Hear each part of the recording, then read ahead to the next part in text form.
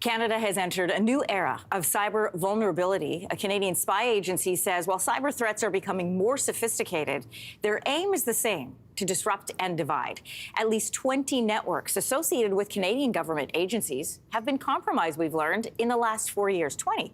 Topping a list of countries who pose the most serious threat is China. So to drill down on where and how Canada is vulnerable, we've invited to this conversation Anthony Seaboyer, military and national security expert. Welcome to your morning. Good morning. I want to start with China, and I guess I'm going to go backwards here. What is the end game? What does China gain from targeting our Canadian government agencies?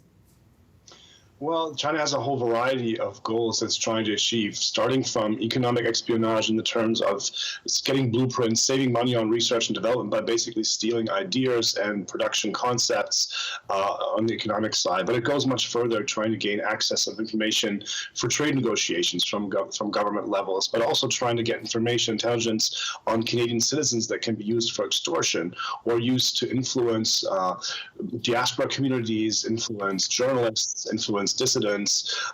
They use information for various levels, and most importantly also, of course, they're using information to influence our elections, to use disinformation to basically divide us in our societies and undermine democracy. So there's a whole variety of goals that China has with this exploitation of information. Can we drill down on it a little bit? We say cyber, and people think, maybe like an online scam, but when a national security agency talks about cyber threats, what portals are we talking about? Well, it's the whole bouquet. It's from traditional hacking, which means human engineering, so sending people emails that look legit, but that actually have code behind them that enables threat actors to enter systems and steal data, manipulate data, to all the way up to using information that they're gaining through hacks for disinformation and foreign influence campaigns, targeting elections or targeting societies. It's basically this whole bouquet that can be done with the access to information in various levels. What about apps or social media apps?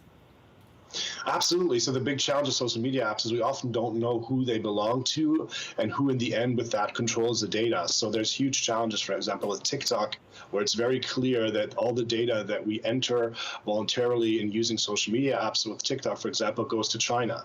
We know that there are no such thing as private companies in China. Any company in China that doesn't follow the guidelines of the government and that doesn't share information with Chinese intelligence services gets shut down. So as long as you're using any Chinese technology, particularly social media apps, we're sharing that data directly with the Chinese government. There is a list. That list was made public. The report also pointing to cyber programs in Russia and Iran.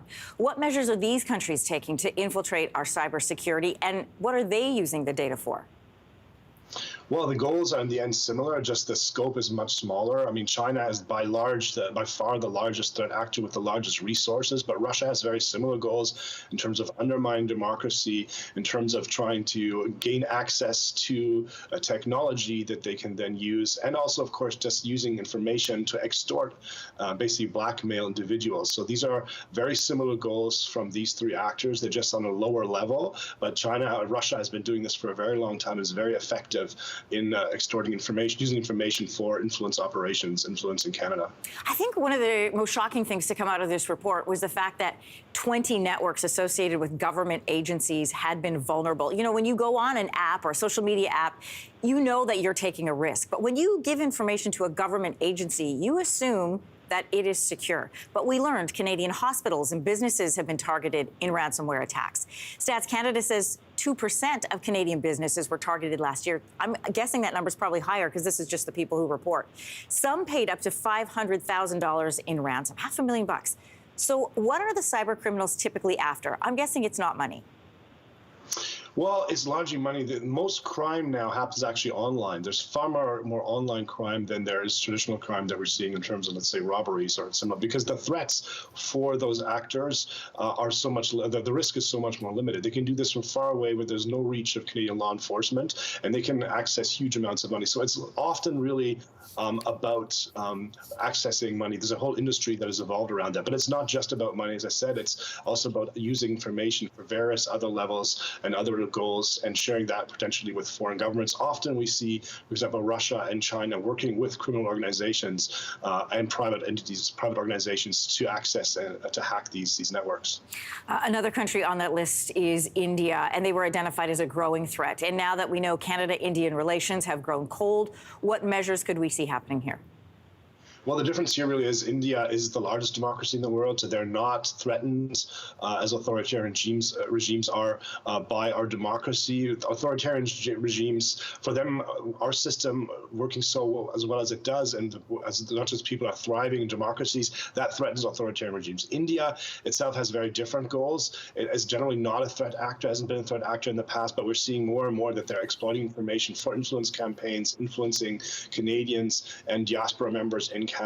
And we've also seen them not respect our sovereignty with operations on our ground. So we have to be very, very careful about what they're doing, and Canadian security institutions have to prepare for, and they are preparing for, various forms of information exploitation and hacking that we might be seeing in the future. Very interesting conversation. We'll have to have you back. Anthony Seeboyer, military and national security expert. Thank you for your time. Thank you. If you liked that video, make sure to subscribe to the Your Morning YouTube feed, where you can find all kinds of new content posted every weekday morning.